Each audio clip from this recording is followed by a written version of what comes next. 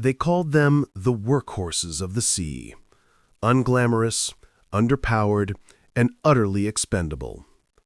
While aircraft carriers and battleships captured headlines and stirred the souls of admirals, these small escort ships formed the lifeline of an island empire fighting a war it could not sustain.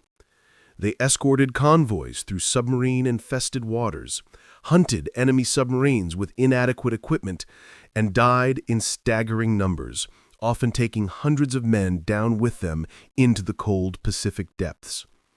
Their names are forgotten, their crews are unremembered, but without them, Japan's war effort would have collapsed months, perhaps years, earlier than it did. This is the story of the forgotten fleets, the Japanese escort ships that fought, suffered, and died in the Pacific War. The empire's Achilles heel. When Japan launched its audacious attack on Pearl Harbor in December 1941, its naval planners had created what appeared to be an invincible war machine. The combined fleet boasted 10 aircraft carriers, 10 battleships, and dozens of heavy cruisers, a striking force designed to deliver knockout blows across the vast Pacific. Japanese strategists had studied the lessons of naval warfare intensively, building a fleet optimized for decisive fleet-on-fleet engagements that would cripple American naval power and secure Japan's conquest of Southeast Asia and the Pacific Islands. But there was a fatal flaw in this magnificent naval architecture. Japan's war planners had devoted insufficient attention to the unglamorous but vital task of protecting merchant shipping. The island empire imported virtually all its oil, most of its iron ore, and significant portions of its food. The raw materials needed to feed the war machine, rubber from Malaya, oil from the Dutch East Indies, rice from Indochina, all had to cross thousands of miles of ocean to reach the home islands. Every bullet fired, every aircraft launched, every soldier fed depended on merchant ships completing their voyages safely. At the outbreak of war, Japan possessed approximately 6 million tons of merchant shipping, a figure that seemed adequate for peacetime commerce, but was dangerously insufficient for the demands of a prolonged conflict spanning half the globe. More critically, Japan had fewer than 40 ships designed specifically for escort and anti-submarine duties. By comparison, Britain, an island nation that understood intimately the importance of sea communications, had begun the war with hundreds of escort vessels and would build thousands more. The Japanese Navy's doctrine reflected a broader cultural attitude that prized offensive action and decisive battle above defensive operations. Escorting slow merchant vessels was considered unglamorous duty, unworthy of the samurai spirit that animated the Imperial Japanese Navy. Young officers dreamed of commanding destroyers in torpedo attacks or flying from carrier decks, not hunting submarines or shepherding cargo ships. This disdain for defensive warfare would prove catastrophic. The Kaibokan, born of necessity. As American submarines began taking an increasing toll on Japanese merchant shipping throughout 1942 and 1943, the Imperial Japanese Navy was forced to confront its escort crisis. The solution was the Kaibokan, literally ocean defense ship, a class of small, inexpensive escort vessels that could be mass-produced using simplified construction techniques and operated by minimally trained crews. These ships represented Japan's attempt to solve its convoy protection problem through quantity rather than quality. The Kaibokan came in several types, but most shared common characteristics. They were small, typically between 860 and 1,500 tons, roughly a quarter the size of a destroyer. They were slow, with maximum speeds of just 17 to 19 knots, making them unable to keep pace with fast carrier task forces, but adequate for escorting merchant convoys. They were lightly armed, usually carrying 3 or 4 small-caliber guns and depth-charge racks for anti-submarine warfare. Most importantly, they were simple, designed to be built quickly in smaller shipyards without the sophisticated equipment needed for larger warships. The most numerous types were the Type D, also called Kaibokan Type D or Mikura class, the Type C, Eterofu class, and the improved Type C, Hiburi class. The Eterofu class, named after islands in the Kuril chain, became the backbone of Japan's escort fleet. These ships displaced about 870 tons, measured 256 feet in length, and carried crews of approximately 150 men. They were armed with 3 4.7-inch guns, up to 36 depth charges, and later in the war, rudimentary radar and sonar equipment. Construction began in earnest in 1943, but Japan's industrial capacity, already strained by the demands of maintaining a multi-front war, struggled to produce these vessels in sufficient numbers. While the United States was churning out destroyer escorts at a rate of dozens per month, Japan managed to commission approximately 170 Kaibokan of all types during the entire war. It was never enough. The ships themselves were Spartan. Unlike American destroyer escorts, which featured relatively comfortable crew accommodations and reliable machinery, the Kaibokan were cramped, uncomfortable, and plagued by mechanical problems. Engines frequently broke down, steering gear failed. In rough seas, these small ships rolled violently, leaving crews exhausted and seasick. But they were what Japan could build, and so they went to sea. Into the gauntlet, the submarine war.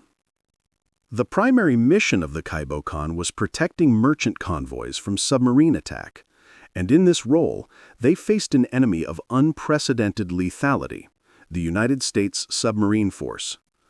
American submarines in the Pacific conducted one of history's most successful campaigns of commerce warfare, sinking over 1,300 Japanese merchant vessels, totaling more than 5 million tons, effectively strangling Japan's war economy. For the crews of the escort ships, every convoy voyage was a voyage through a gauntlet of invisible death. American submarines operated with advantages that made them formidable opponents. They were technologically sophisticated, with excellent radar and sonar equipment. They were well built, able to dive deep and withstand depth charge attacks that would have crushed earlier submarine designs. Most importantly, they were equipped with bases throughout the Pacific that allowed them to maintain an aggressive patrol schedule. Japanese anti-submarine warfare capabilities, by contrast, were primitive and remained so throughout the war. The Navy's peacetime focus on fleet engagements meant that ASW doctrine was underdeveloped, equipment was inadequate, and training was insufficient. Most Kaibokan went to sea with sonar equipment that was unreliable at best and often completely non-functional. Radar, when available at all, was crude and short-ranged. Depth charges were the primary weapon, but Japanese depth charges were often duds, and even when they functioned, tactics for their effective employment were poorly understood. A typical convoy operation illustrated the challenges. A formation of 6 to 8 merchant ships would sail from, say, Singapore to Japan, carrying oil, rubber, or other vital raw materials. They would be escorted by perhaps 2 or 3 Kaibokan, sometimes supplemented by an older destroyer or patrol boat.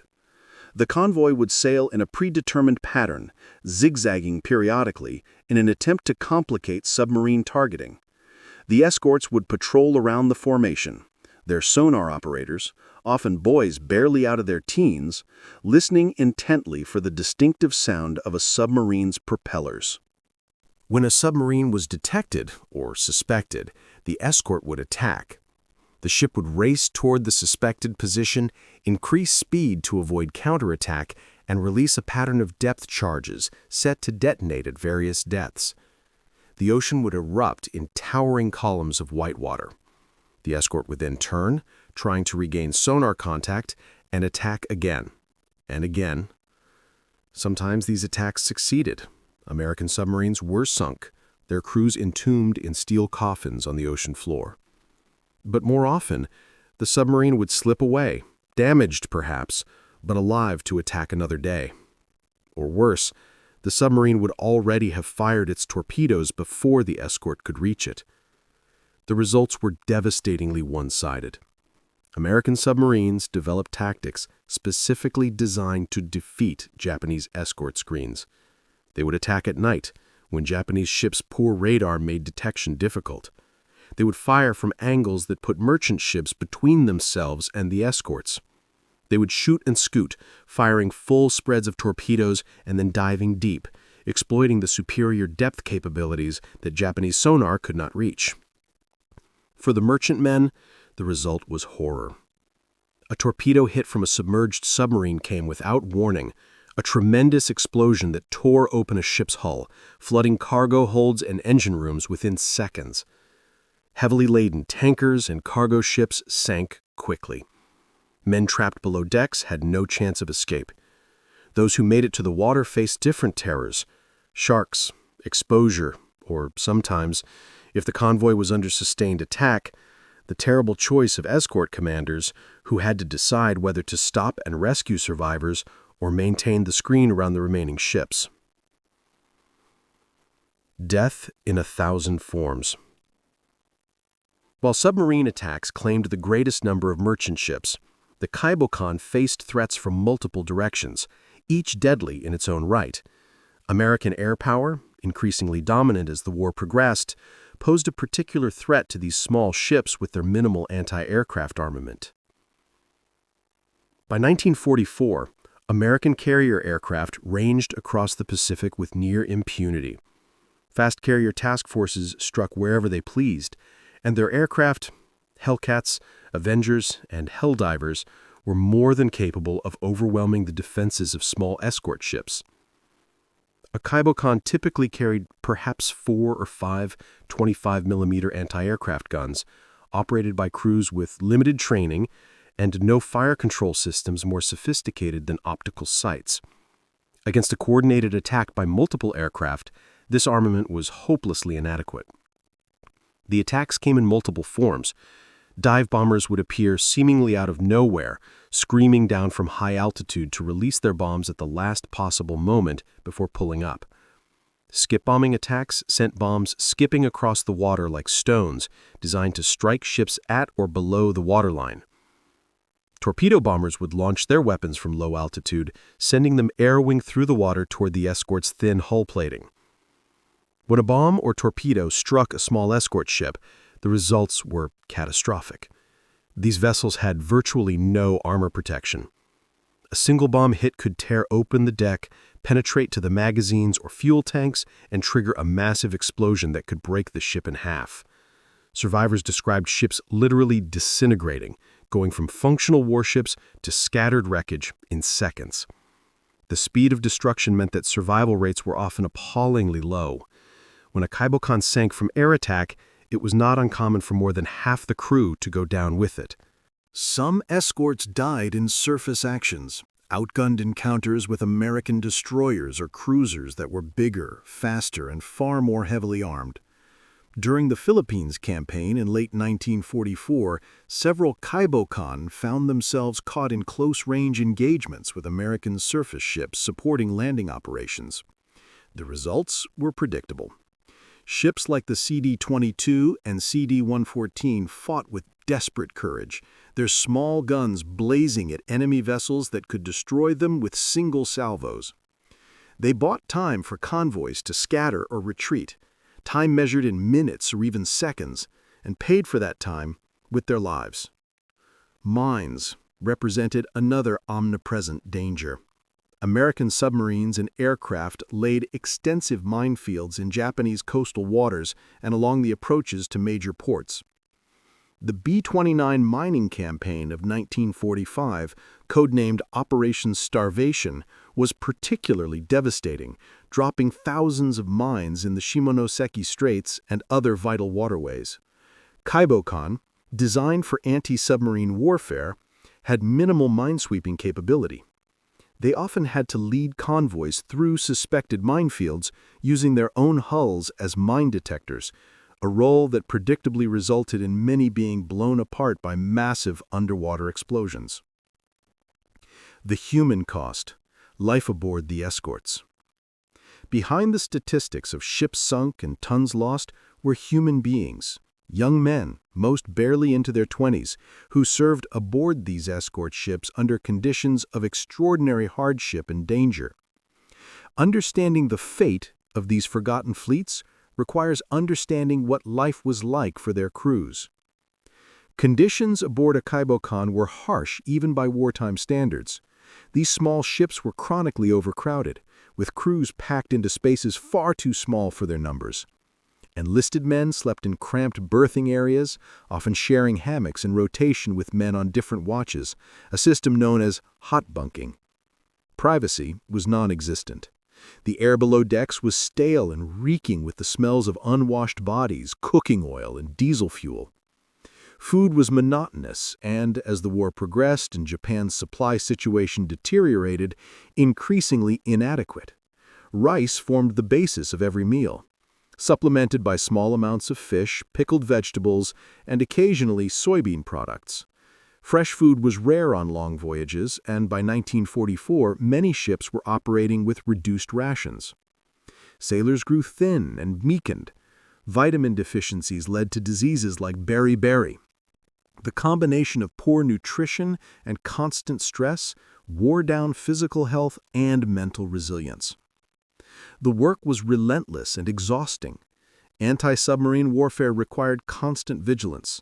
Sonar operators sat for hours wearing headphones, listening to the cacophony of ocean sounds, whale songs, shrimp clicks, the propeller noise of other ships, trying to detect the distinctive signature of a submarine. Lookouts stood watch in all weather, scanning the horizon for periscopes or torpedo wakes. Gun crews remained at action stations for hours or even days when threats were high. Sleep came in brief snatches, interrupted by drill alarms or actual alerts. The psychological strain of convoy duty was immense. Every voyage brought the knowledge that invisible submarines lurked beneath the waves, that attack could come at any moment without warning. Men watched merchant ships they were escorting explode and sink, heard the screams of sailors drowning in burning oil, and knew that their own ship could be next. The constant stress led to exhaustion, frayed nerves, and in some cases, complete psychological breakdown. Training, particularly as the war progressed and Japan's situation became desperate, was often woefully inadequate. Early in the war, crews received at least basic instruction in their duties. By 1944 and 1945, with losses mounting and the need for crews urgent, men were sometimes sent to sea with just weeks of training. Teenage boys who had never been on a ship before found themselves operating sophisticated equipment in combat conditions. The results were predictable. Equipment was mishandled, procedures were done incorrectly, and effectiveness suffered. Yet despite these conditions, the crews of the Kaibokan demonstrated remarkable resilience and dedication. They understood that their mission was vital to Japan's survival.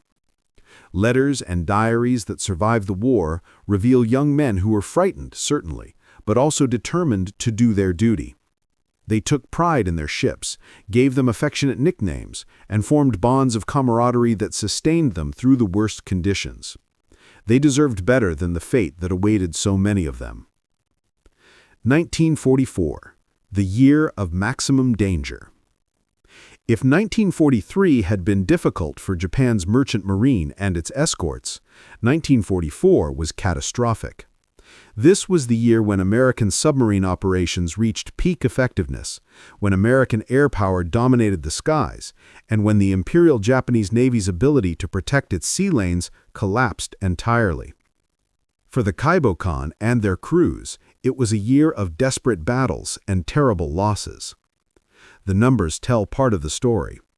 In 1944, American submarines sank over 600 Japanese merchant ships, totaling more than 2.7 million tons, nearly half of Japan's remaining merchant tonnage.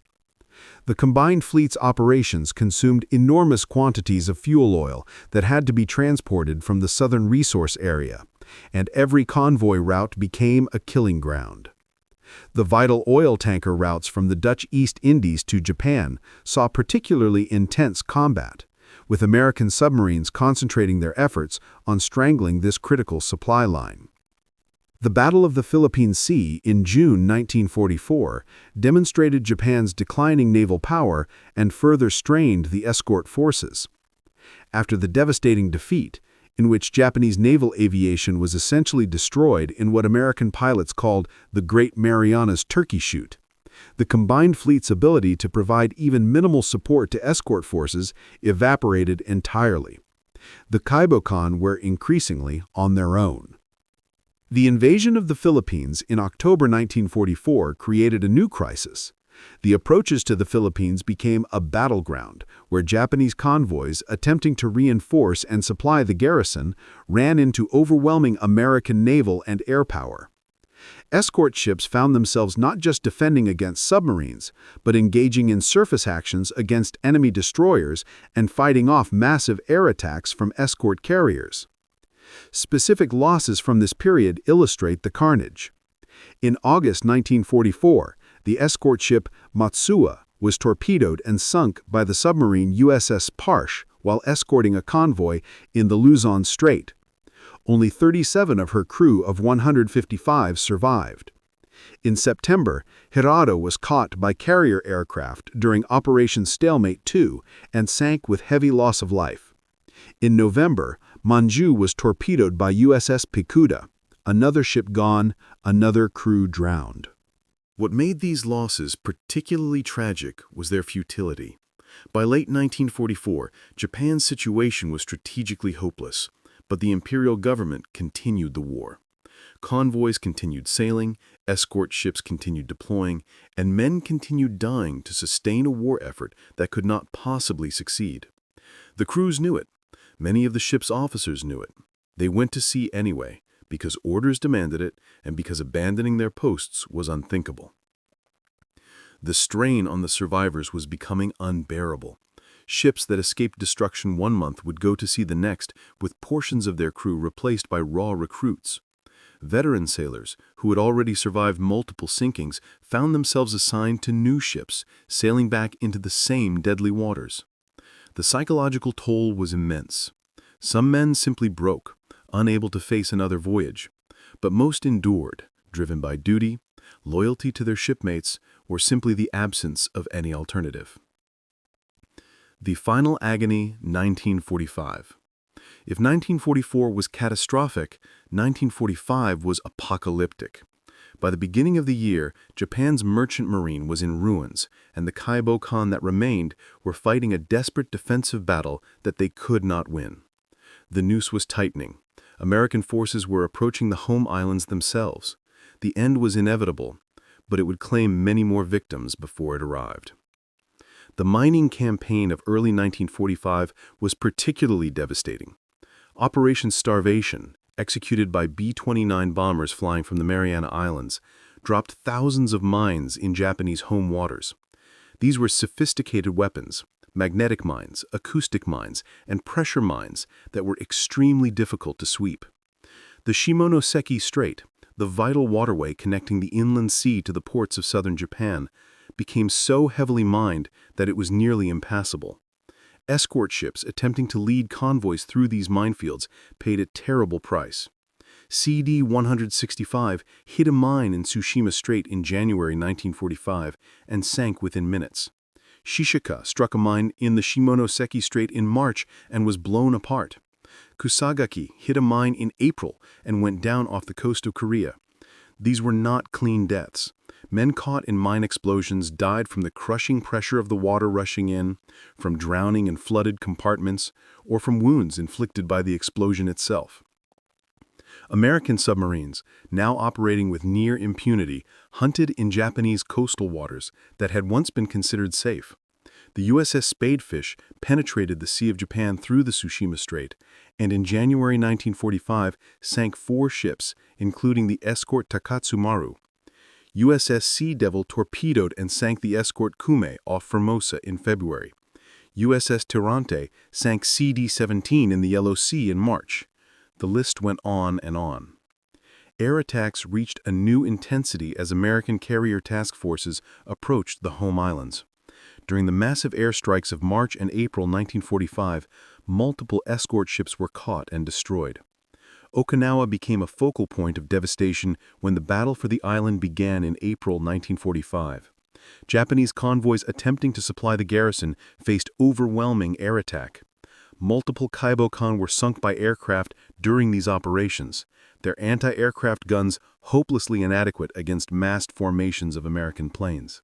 Perhaps most poignant were the ships sunk in the final weeks of the war, after Japan's defeat was absolutely certain, but before the Emperor's surrender broadcast on August 15, 1945. USS Torsk torpedoed and sank the Escort CD-47 on August 13, one of the last ships sunk in the Pacific War, her crew dying just days before the fighting stopped. These final losses seemed particularly senseless, lives wasted in a cause already lost. By war's end, the majority of Japan's Kaibokan fleet had been destroyed. Of approximately 170 escort ships commissioned during the war, fewer than half survived to see the surrender. The human cost was staggering. Each ship that sank typically took at least half her crew with her, often more.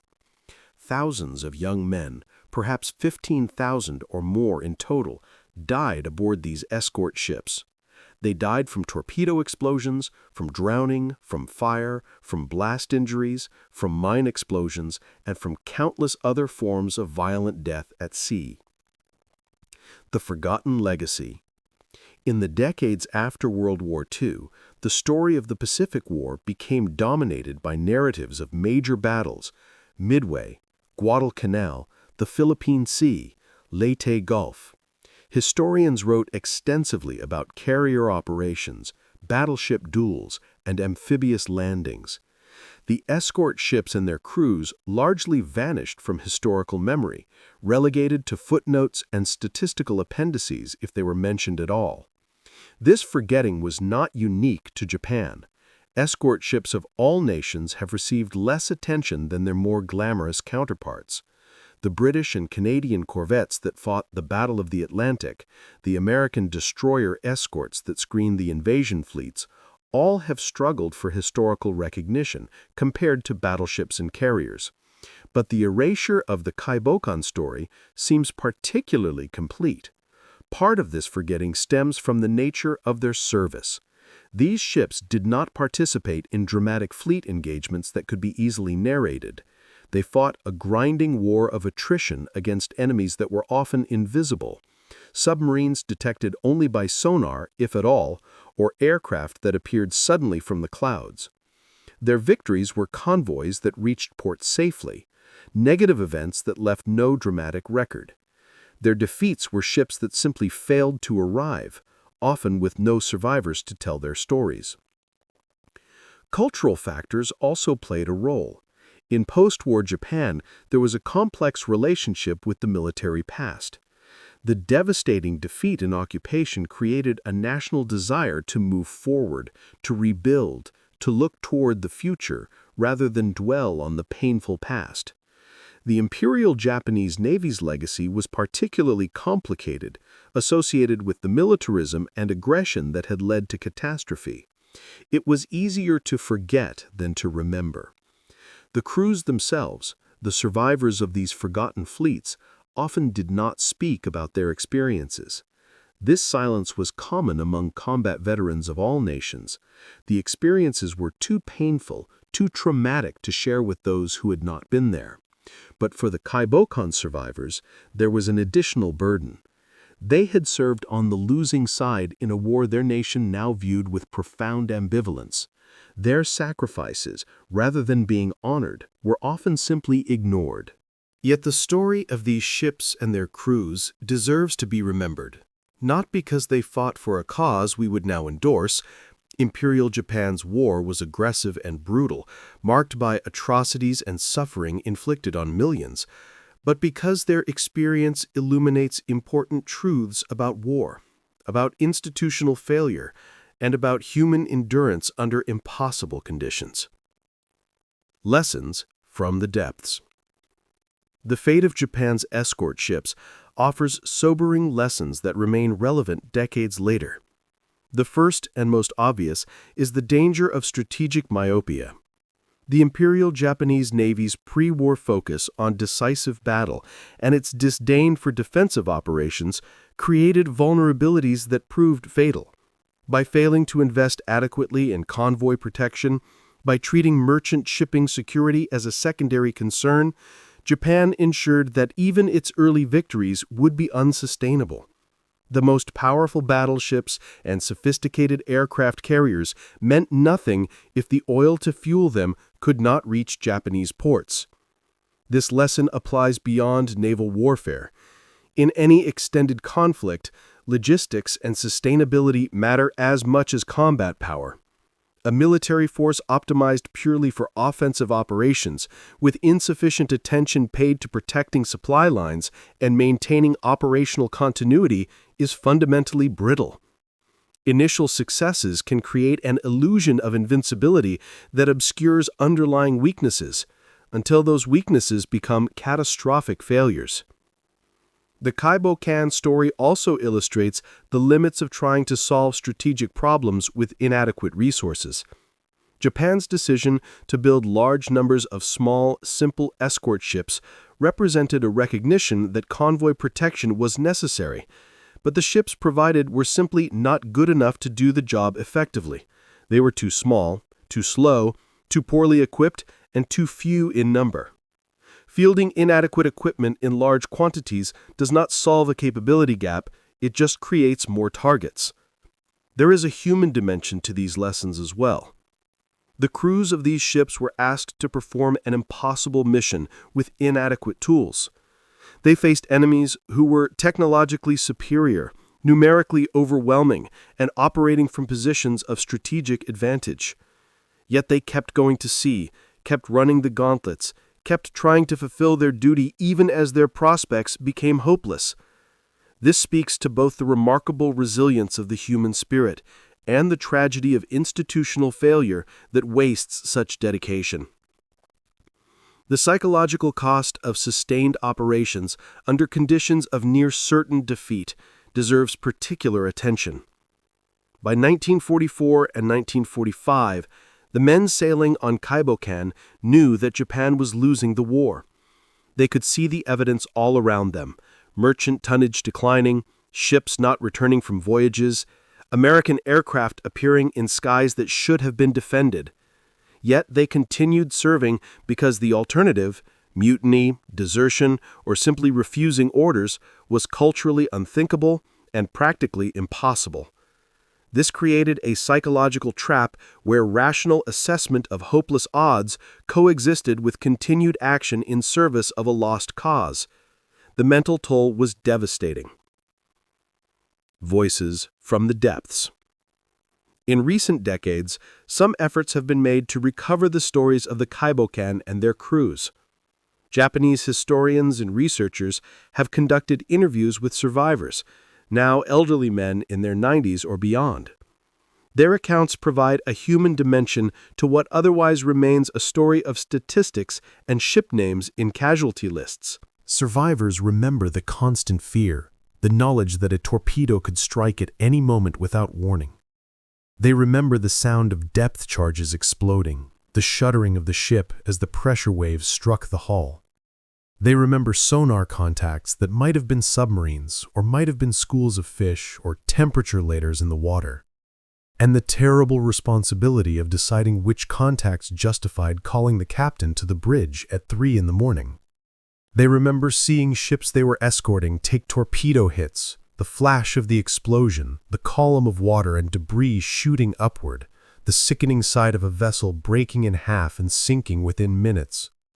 They remember the terrible choice of whether to stop and search for survivors, knowing that stopping might make their own ship a stationary target. They remember the faces of men pulled from the oil-slicked water and the faces of men they couldn't reach before they slipped beneath the surface. They remember friends lost, roommates who didn't come back from a ship that failed to return from convoy duty, classmates killed when their escort was torpedoed, commanding officers who went down with their ships. The casualty rates among escort crews were high enough that most survivors lost multiple friends and shipmates. The grief was cumulative and, for many, never fully processed. But they also remember moments of beauty and connection. The phosphorescence in the ship's wake on tropical nights, the sight of dolphins riding the bow wave, the bonds of friendship forged through shared danger. They remember competent officers who did their best to protect their crews, and moments of quiet satisfaction when a convoy reached port safely. They remember the pride of serving, however humble their vessels, in their nation's navy. These testimonies are precious and irreplaceable. The youngest survivors of the Kaibokan are now well into their 90s. Within a few years, all will be gone, and with them, the last living connection to these forgotten fleets. Recording their stories, preserving their memories, is a race against time that we are slowly losing. Beneath the waves. Today, the waters of the Pacific hold the remains of dozens of Kaibokan, resting on the ocean floor where they sank decades ago. Some lie in shallow coastal waters marked on navigation charts as hazards to be avoided. Others rest in the deep ocean, thousands of feet down in darkness and cold that has preserved them almost unchanged since the moment they sank. Many have never been located. They simply vanished, their exact resting places unknown. These wrecks are more than twisted metal on the seafloor. They are war graves, the final resting places of thousands of young men who never came home. International law recognizes them as such, affording them protection from salvage and disturbance. Yet they are also historical artifacts, physical evidence of a war that grows more distant with each passing year. Occasionally, one of these wrecks is rediscovered. Advanced underwater survey technology, originally developed for commercial purposes, has been increasingly applied to locating and documenting World War II wrecks. When a survey ship's sonar detects an anomaly on the seafloor and sends down cameras or submersibles, sometimes what appears is the hull of a long-lost escort ship, still recognizable despite decades of corrosion and marine growth. These discoveries provide opportunities for closure, not in an emotional sense, as most of the families of the crews have long since passed, but in an historical sense. Each wreck located is a piece of the puzzle recovered, a gap in the historical record filled. Researchers can sometimes identify specific ships, determine what happened to them, and finally answer the question of where they came to rest. Ships that were simply listed as missing can be given definite positions and circumstances of loss. The physical state of these wrecks varies. Some show catastrophic damage, hulls broken in half, evidence of massive explosions that tore the ships apart. Others appear relatively intact, resting upright on the bottom, as if they had simply settled gently to the seafloor. Personal effects are sometimes visible. A sailor's cup still sitting on a shelf, boots on the deck, the ship's bell with its identifying inscription. These objects are poignant reminders that these wrecks were once living ships, crewed by living men. Conclusion: remembering the forgotten. The story of the Japanese escort ships of the Pacific War is not a story of heroic victory or dramatic last stands. It is a story of exhausting, dangerous, largely futile service in a cause that was already lost. It is a story of institutional failure, of young men sent to sea in inadequate vessels with insufficient training to face overwhelming odds. It is a story of suffering and waste, of lives thrown away in a grinding war of attrition that their nation could not win. But it is also a story that deserves to be remembered.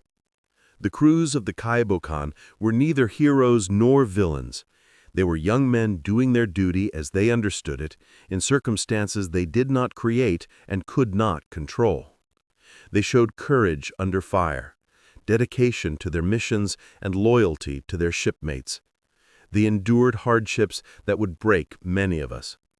They deserve to be more than footnotes in casualty lists, more than statistics in analyses of tonnage warfare. Their story reminds us that war is not just about great battles and famous commanders. It is also about the thousands of ordinary people caught up in events beyond their control, trying to survive and do their jobs under impossible conditions. It is about the grinding daily reality of fear and exhaustion and loss.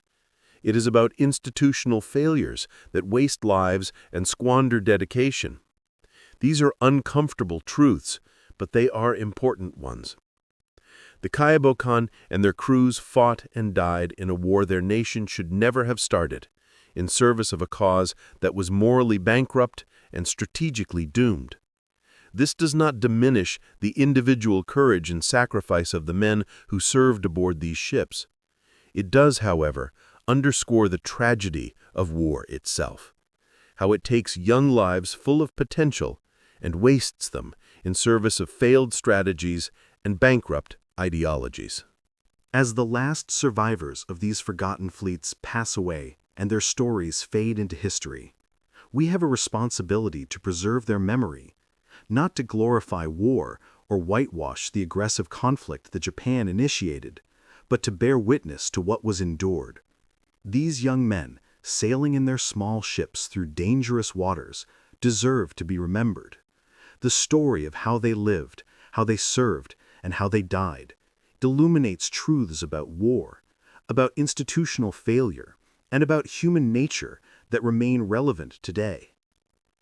Beneath the Pacific waves, in the darkness and cold of the deep ocean, dozens of small ships rest on the seafloor. Inside them lie the remains of thousands of young men who never came home. They are the forgotten fleets, the Japanese escort ships that fought and died in the Pacific. Their story, long overlooked, is finally being told. May they, and all those who served and died at sea in that terrible war, not be forgotten again. The Silent Service's perfect storm. The effectiveness of the American submarine campaign against Japanese shipping cannot be understood without examining how multiple factors converged to create what was, from Japan's perspective, a perfect storm of vulnerability.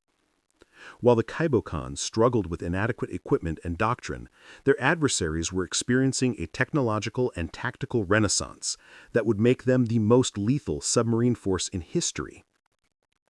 American submarines at the beginning of the war had been plagued by a critical flaw: defective torpedoes.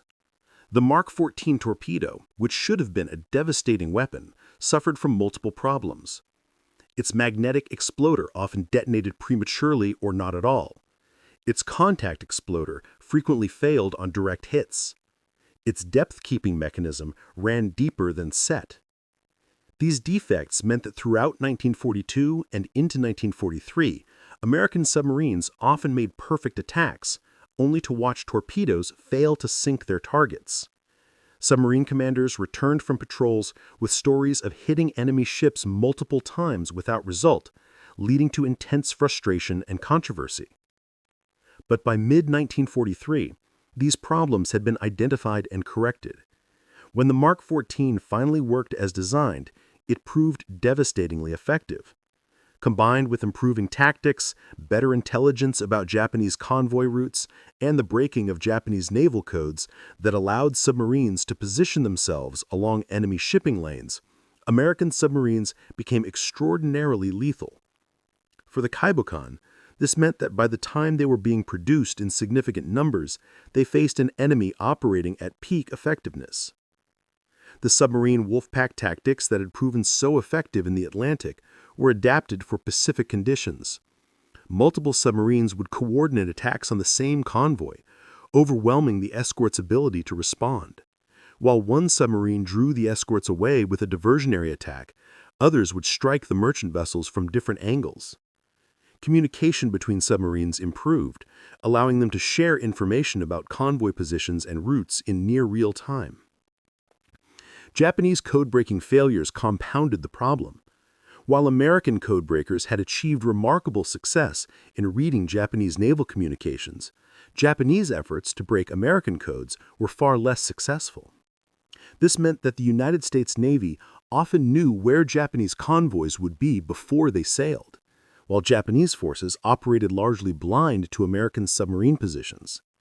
Convoys would sail into areas where submarines were already waiting in ambush, turning what should have been routine transits into slaughters.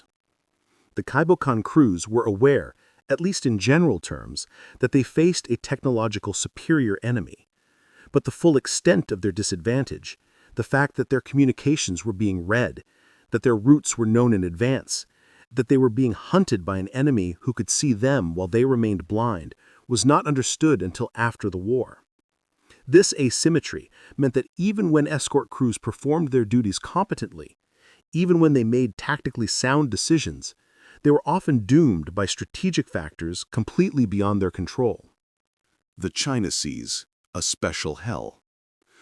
While the submarine threat was omnipresent across the Pacific, certain areas became particularly deadly for Japanese convoys and their escorts. The waters around the Philippines, the South China Sea, and the East China Sea, collectively known as the China Seas, became a special hell for the Kaibokan during the final year of the war. These waters were strategically vital. The oil that Japan desperately needed came from the Dutch East Indies and had to transit either through the South China Sea or through the waters around the Philippines to reach the home islands. Troop convoys moving reinforcements to the Philippines, China, and Southeast Asian garrisons traveled these same routes. The result was a concentration of Japanese shipping that drew American submarines like blood draws sharks. The geography of the China Seas created tactical challenges that favored submarines. The relatively shallow waters, often only a few hundred feet deep, might seem like they would favor anti-submarine forces, as submarines had less depth in which to maneuver. But these same shallow waters created complex sound propagation patterns that made sonar detection unreliable. Temperature layers and varying salinity created false contacts and masked real ones. The numerous islands, reefs, and shoals provided submarines with places to hide and complicated the escort search patterns. The Luzon Strait, between Taiwan and the northern Philippines, became particularly notorious.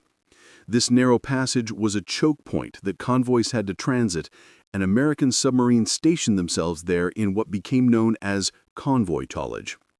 Month after month, submarines waited in the strait, picking off merchantmen and their escorts with devastating effectiveness. Multiple Kaibokan met their ends in these waters. Kunashiri, torpedoed by USS Tang in August 1944, Matsuwa by USS Parch in the same month, and numerous others. The tactical situation for escort commanders in these waters was nightmarish. Convoys had to maintain course and speed to reach their destinations on schedule, which made them predictable. The escorts had to remain with the convoy rather than pursuing submarine contacts too aggressively, lest they leave the merchantmen unprotected. American submarines exploited these constraints ruthlessly, using the geography and the escort's own doctrine against them. Night attacks were particularly deadly. Japanese radar, when it worked at all, was short-ranged and unreliable. Visual lookouts, no matter how alert, could not spot a periscope or low-silhouette submarine on a dark night. American submarines would surface after dark, approach convoys on the surface where they were faster and harder to detect, fire torpedoes at close range, and then crash dive before the escorts could respond.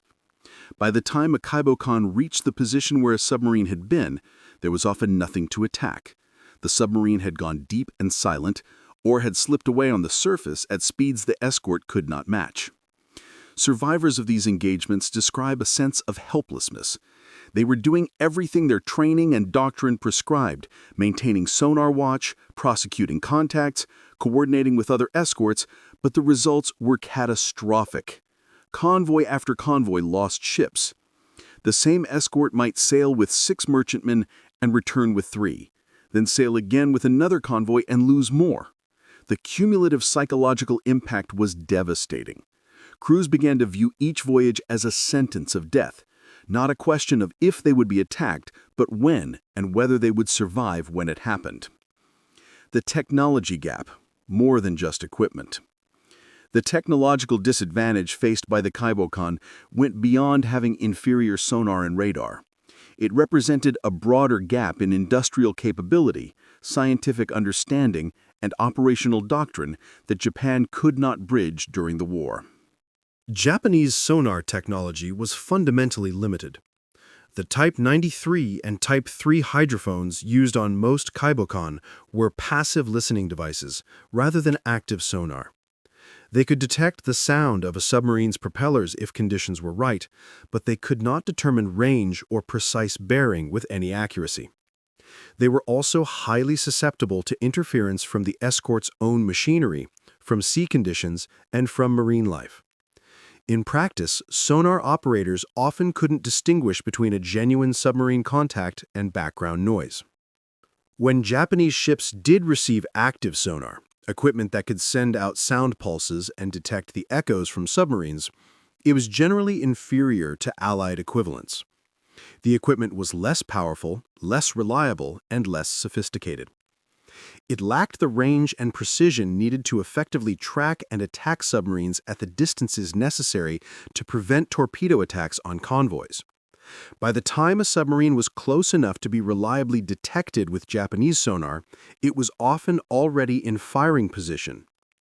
Radar technology showed similar disparities. Early Japanese naval radar was crude and unreliable. Sets frequently broke down. They had short range and poor resolution. Weather interfered with them. Most importantly, radar doctrine, how to use radar effectively, how to interpret displays, how to integrate radar information into tactical decision-making, was poorly developed. Even ships that had functioning radar often didn't use it effectively because crews lacked proper training. The Americans, by contrast, had invested heavily in radar technology and training. By 1944, American submarines had sophisticated radar that could detect ships at considerable distances, even in poor weather. This gave them the ability to find convoys, track them, position for attacks, and evade escorts, all while remaining undetected themselves. Surface ships supporting American operations had even more sophisticated radar, including early versions of combat information centers, where radar information was compiled and analyzed to create a comprehensive picture of the tactical situation. Fire control systems represented another critical gap. American ships used sophisticated analog computers to calculate firing solutions, determining the correct angle and timing to hit a moving target. These systems dramatically improved accuracy. Japanese fire control was far more primitive, relying heavily on manual calculations and optical rangefinders. In surface actions, this meant that American ships could score hits at ranges and under conditions where Japanese ships struggled to even get close. But perhaps the most significant technological gap was one that isn't immediately obvious from examining hardware: the gap in operational research and analysis. The United States military conducted extensive operational research during the war, systematically analyzing combat data to determine what tactics and technologies were most effective. This research led to continuous improvements in doctrine, equipment, and training. Lessons learned from successful submarine attacks were quickly disseminated to the entire submarine force. Ineffective tactics were identified and modified or abandoned. Japan conducted far less systematic operational research. Lessons from combat were often not effectively captured or disseminated. Ships and crews made the same mistakes repeatedly because there was no systematic process for learning from failures. Effective tactics developed by individual commanders rarely spread to the broader force. This meant that even when Japanese forces developed effective responses to specific threats, those responses remained localized and often died with the officers who developed them. The bureaucratic failures, an empire eating itself. Behind the tactical and technological failures lay deeper institutional and bureaucratic problems that crippled Japan's ability to protect its shipping. The escort forces did not fail simply because they lacked good equipment or training. They failed because the institutions responsible for creating, deploying, and supporting them themselves were dysfunctional in fundamental ways. The rivalry between the Imperial Japanese Army and Navy was legendary and debilitating. These two services operated virtually as separate militaries, competing for resources, refusing to share intelligence or coordinate operations, and sometimes actively sabotaging each other's efforts. The Navy controlled most shipping and escort operations, but the Army controlled many of the resource areas and ports. The lack of coordination meant that merchant ships would arrive at ports where cargo wasn't ready, where cargo would be ready but no ships available. Escorts would be positioned to protect Navy convoys, but not Army convoys. The inefficiency was staggering. Even within the Navy itself, institutional priorities created problems. The combined fleet, the main battle force, always received first priority for resources, personnel, and equipment. Escort forces were a distant second. The best officers went to carriers and battleships. The best sailors went to the fleet. The newest equipment went to the striking forces. Escort command received what was left over: older officers who had not succeeded in more prestigious assignments, sailors who were deemed unsuitable for elite units, and equipment that was often obsolescent even when new. This resource allocation reflected a deeper cultural problem. Anti-submarine warfare and convoy escort were considered defensive, unglamorous duties. In a military culture that prized offensive action and decisive battle, defensive operations carried little prestige. Officers who commanded escort ships found their careers stagnating. There was no path from escort command to flag rank, no way to distinguish oneself in a role that was fundamentally about preventing bad things from happening rather than achieving glorious victories. This created a vicious cycle. The least capable officers went to escort duty, which meant escorts performed poorly, which reinforced the perception that escort duty was for mediocre officers.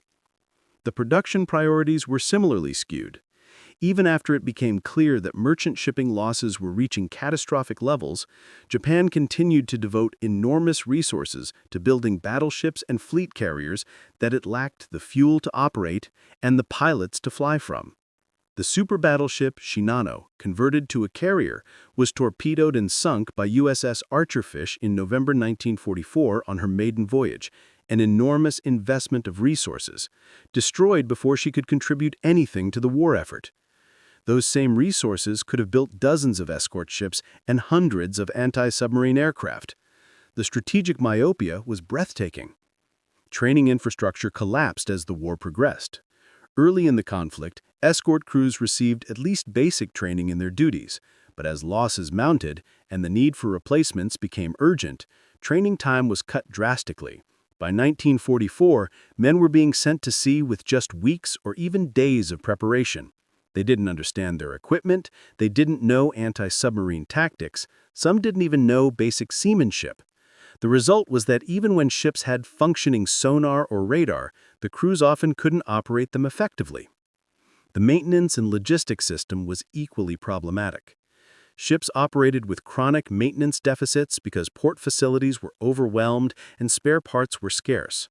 Escorts would sail with equipment that was known to be malfunctioning because there was no time or facility to repair it.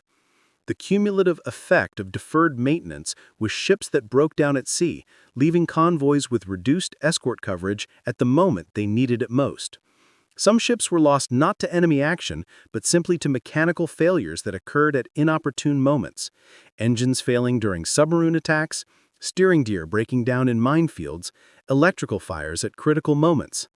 The convoys that never arrived? Among the most haunting aspects of the Kaibokan story are the convoys that simply vanished, formations of ships that sailed from port and never arrived at their destinations, with no survivors to explain what happened, and in some cases, no clear record of where or how they were lost. These disappearances represent not just the deaths of hundreds or thousands of men, but historical gaps that can never be filled. The Taego convoy of November 1943 exemplifies this category of tragedy. This large formation sailed from Takao in Taiwan, bound for Moji, Japan, carrying troops and supplies.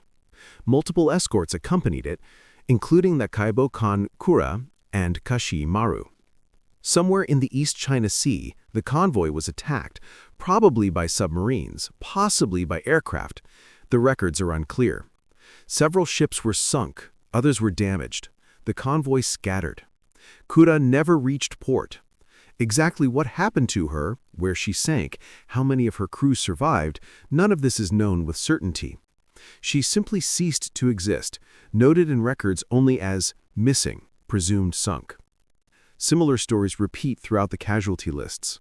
Ships noted as departing port, expected to arrive on certain dates, simply never appearing. Sometimes wreckage would be found later, or survivors would eventually make it to land with partial stories. But often there was simply silence. Ships that left one port and never reached another. Their fates unknown. These disappearances were particularly agonizing for families, who received no death certificates, no definitive word, just absence and uncertainty that could last years.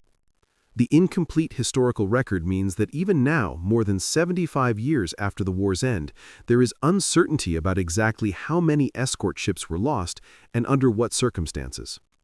Different sources give different casualty figures. Ships listed as sunk in one database are listed as surviving in another. The dates and locations of sinkings are often approximate at best. This historical fog is itself a form of forgetting. These ships and crews have been erased not just from popular memory, but from history itself. Research efforts continue to clarify the record. Japanese historians, maritime researchers, and organizations dedicated to documenting World War II naval operations work to piece together the fragmentary evidence. Survivor accounts, American after-action reports, post-war Japanese naval records, wreck locations when they can be determined. Each piece of information recovered represents a small victory against historical oblivion. But the work is slow, and much has been irretrievably lost. The human dimension. Letters home. Among the most poignant primary sources that survived from the Kaibokan are the letters that crewmen sent home, correspondences that provide glimpses into their lives, their thoughts, their fears, and their hopes. These letters, carefully preserved by families and occasionally donated to archives or researchers, humanize the statistics and ship names in ways that official records cannot. The letters reveal young men trying to maintain connections with families and loved ones across the vast distances and dangers of war. They wrote about missing home, about looking forward to leave that often never came, about the food they dreamed of eating and the places they wanted to visit when the war ended. They asked about siblings and parents, about rice planting and harvest, about everyday details of civilian life that seemed impossibly distant from their cramped ships in dangerous waters. Censorship restrictions meant that men couldn't write directly about their operations, their locations, or the dangers they faced. Letters were reviewed by officers who would black out or remove any information that might be useful to the enemy if intercepted. This meant that sailors had to communicate obliquely, in generalities, or simply leave large portions of their experience unmentioned. Reading these letters, one senses the weight of what is not said, the fear, the exhaustion, the losses witnessed, all contained in careful silence. Some letters show the writers trying to reassure families that they were safe and well, even when this was manifestly not true. Men whose ships were operating in the most dangerous waters, who had already survived multiple attacks, would write cheerful letters about how their duty was routine and they had nothing to worry about. This was partly censorship. They couldn't write about dangers, but partly also a desire to spare families the anxiety of knowing the truth. The letters were acts of protection, small shields thrown up against the worry and fear of loved ones thousands of miles away. Others' letters show bleaker emotional states. While direct expressions of despair or fear would have been censored, the careful reader can detect the underlying anxiety. References to fate and fortune, to Buddhist or Shinto beliefs about death and the afterlife, appear with increasing frequency in letters from 1944 and 1945. Some men wrote what amounted to farewell letters, though they couldn't say so explicitly. Letters that summed up their gratitude to parents, their hopes for siblings, their reflections on their lives. When these letters were the last communication families received before learning their son or husband was missing, they became treasured artifacts, read and reread until the paper wore thin. The letters also reveal the extent to which the wider reality of the war was hidden from these young men. They wrote about believing in ultimate victory even in late 1944, when Japan's defeat was already certain to anyone with access to strategic information. The propaganda they had been fed, the limited information they received about the broader war situation, meant that many went to their deaths still believing they were fighting for a cause that could succeed. The disjunction between their beliefs and the reality is heartbreaking. The auxiliary forces, the forgotten of the forgotten. If the Kaibokan themselves were forgotten fleets, the auxiliary forces that supported them, converted merchantmen, requisitioned fishing vessels, and makeshift patrol craft, were even more thoroughly erased from history. These vessels, never purpose-built warships, served in escort and patrol duties alongside the Kaibokan and suffered equally devastating losses. As merchant shipping losses mounted and the shortage of purpose-built escorts became critical, the Imperial Japanese Navy resorted to converting civilian vessels for military use. Fishing trawlers were equipped with depth-charge racks and sent out on submarine patrol. Merchant ships were fitted with naval guns and assigned to escort duty. Even small coastal vessels were pressed into service. These conversions were often crude, civilian vessels with a few weapons bolted on and Navy crews assigned to operate them. These auxiliary escorts were even less effective than the Kaibokan. They were slower, less maneuverable, more fragile, and even more poorly equipped. They had virtually no anti-submarine warfare capability, maybe some depth charges that could be rolled off the stern, but often not even primitive sonar. They were death traps, sent into waters where well-armed, purpose-built escort ships were being sunk with regularity. The casualties among these auxiliary vessels were appalling, but poorly documented. These ships often didn't even have proper Navy designations. They retained their civilian names or received ad hoc military identifiers that were inconsistently recorded. When they were sunk, the losses were sometimes not reported in official records, or were recorded only incompletely. The men who served on them were a mixture of Navy personnel and merchant seamen, and their casualties appear in different records, if they appear at all. Consider the fate of converted trawlers used for inshore patrol and minesweeping. These small vessels, typically 50 to 100 feet long, would be sent to sweep channels through minefields or patrol coastal waters for submarines. When a mine exploded beneath a small wooden trawler, the vessel would disintegrate. When a submarine encountered one of these vessels, a single torpedo would obliterate it. The crews, often local fishermen who knew the waters and had been pressed into military service, died in large numbers doing work that was essential but carried almost no possibility of survival if anything went wrong. The historical invisibility of these forces is nearly complete. They don't appear in most histories of the Pacific War. Their losses are not included in most casualty compilations. The men who served on them have no memorials, no recognition, virtually no acknowledgement that they existed. They were the forgotten of the forgotten, serving on the most marginal vessels in the most marginalized service and dying in obscurity. The final reckoning, numbers and meaning. Attempting to provide definitive casualty figures for the Japanese escort forces is fraught with difficulty due to incomplete records, varying definitions of what constituted an escort vessel, and the sheer chaos of the war's final months. But approximate figures, compiled from multiple sources, provide a sense of the scale of the losses.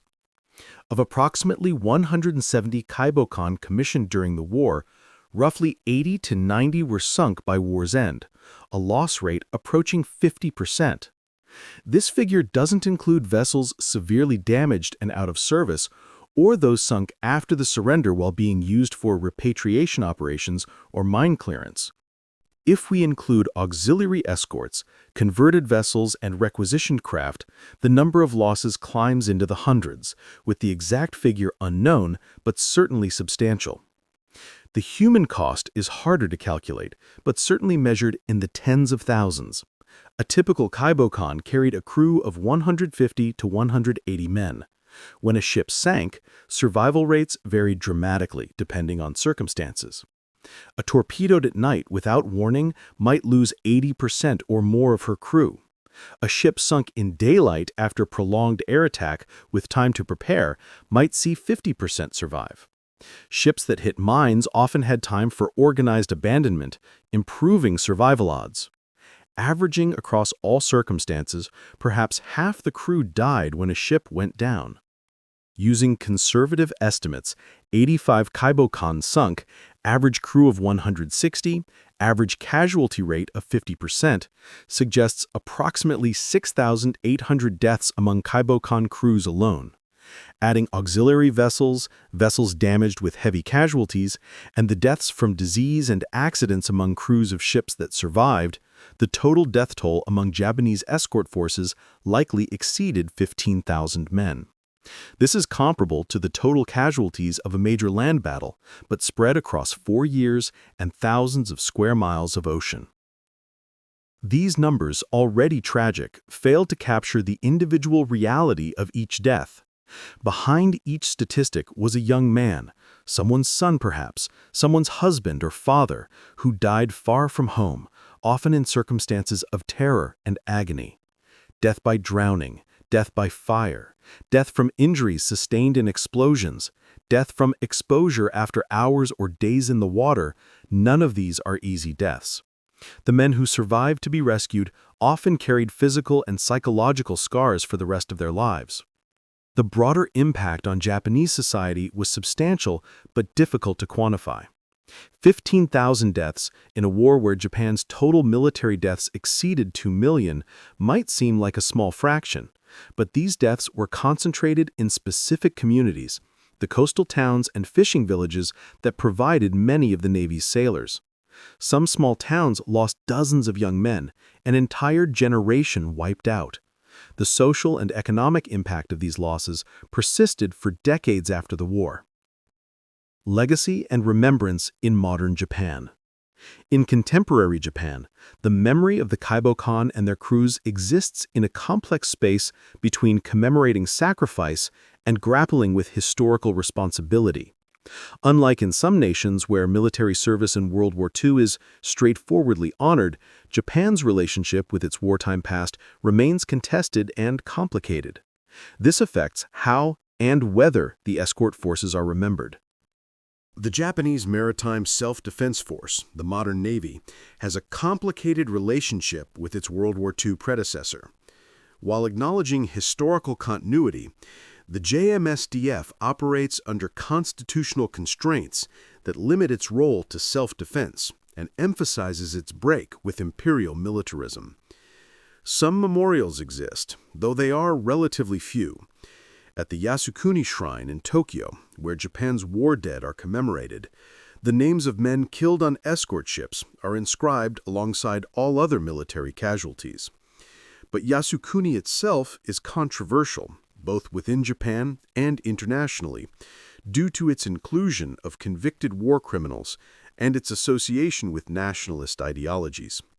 For many Japanese, particularly younger generations, Yasukuni represents a problematic form of remembrance that they do not wish to engage with. Other memorials are more specific and less politically charged. Some port cities where Kaibokan were based have erected modest monuments to the escort forces. Maritime museums occasionally include exhibits about convoy warfare and escort operations. Veterans organizations, while shrinking as members age and die, maintain some level of collective memory through reunions and publications. These efforts, while valuable, reach relatively small audiences and have limited impact on broader historical consciousness. Some escort vessels in the modern fleet bear names inherited from World War II escort ships, a form of commemoration, but one that requires careful contextualization to avoid seeming to glorify aggressive warfare. Academic historians in Japan have produced detailed studies of convoy operations and escort forces, often working with American counterparts to compile comprehensive records of the undersea war. These scholarly works are valuable, but reach primarily specialist audiences. Popular histories of the Pacific War, both in Japan and internationally, tend to focus on major battles and famous ships, giving little attention to the grinding convoy warfare that was actually more strategically significant than most fleet engagements. Perhaps the most meaningful remembrance occurs at the individual and family level. Descendants of men who served on escort ships sometimes undertake private efforts to research their ancestors' service, visiting the places they were based, seeking out surviving veterans who served with them, trying to piece together stories that were never told. These personal historical investigations represent a quiet but important form of remembrance, keeping individual memories alive even as collective memory fades. Comparative perspectives. Escort forces in other navies. Placing the Japanese escort experience in comparative context illuminates both what was unique to Japan's situation and what was common to all nations fighting the Battle of the Atlantic or the Pacific Submarine War. Every nation that fought World War II at sea faced challenges in protecting merchant shipping, but their responses and results varied significantly. The British Royal Navy, fighting the Battle of the Atlantic against German U-boats, developed the most sophisticated convoy protection system of the war. Lessons learned from World War I, where convoys had proven essential to defeating submarines, were applied from the war's beginning. Britain invested heavily in escort vessels, building hundreds of corvettes, frigates, and destroyer escorts. These ships, while small and uncomfortable like the Kaiboken, were equipped with increasingly sophisticated radar, sonar, and weapons systems. Most importantly, British doctrine evolved continuously throughout the war, incorporating lessons learned from combat into improved tactics and training. The United States Navy's approach to escort operations, particularly in the Atlantic, showed similar evolution. American destroyer escorts, once teething problems were resolved, proved highly effective platforms. The U.S. also developed the concept of escort carrier groups, small carriers surrounded by destroyer escorts that could provide air cover to convoys and hunt submarines. These hunter-killer groups represented a level of sophistication that Japan never approached. The German Navy's experience provides an interesting parallel. Like Japan, Germany entered the war with insufficient escort forces and suffered terrible losses of merchant shipping once Allied air and naval power dominated European waters. German coastal convoys in the final years of the war faced circumstances similar to Japanese convoys in the Pacific: overwhelming enemy superiority, inadequate escorts, and catastrophic loss rates. German responses to this crisis, converted merchantmen, armed trawlers, increasingly desperate measures, mirror Japanese approaches with similarly poor results. What distinguishes the Japanese experience is the combination of strategic inflexibility, technological backwardness, and institutional dysfunction. Britain adapted its convoy tactics continuously and invested in escort technology throughout the war. The United States leveraged its massive industrial capacity to outproduce the submarine threat. Germany, while ultimately unsuccessful, at least recognized the importance of convoy protection and attempted to develop appropriate doctrine and equipment. Japan, by contrast, clung to outdated doctrine, failed to invest adequately in escort forces until too late, and never developed the institutional structures needed to learn from combat experience and improve effectiveness. The human experience of escort service showed remarkable commonality across navies.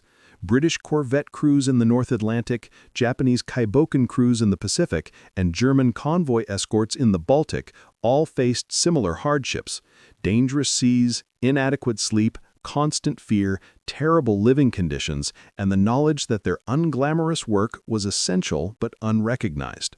The particular details differed, but the fundamental experience of convoy warfare, exhausting, terrifying, and psychologically devastating, was remarkably similar regardless of which flag the ship sailed under.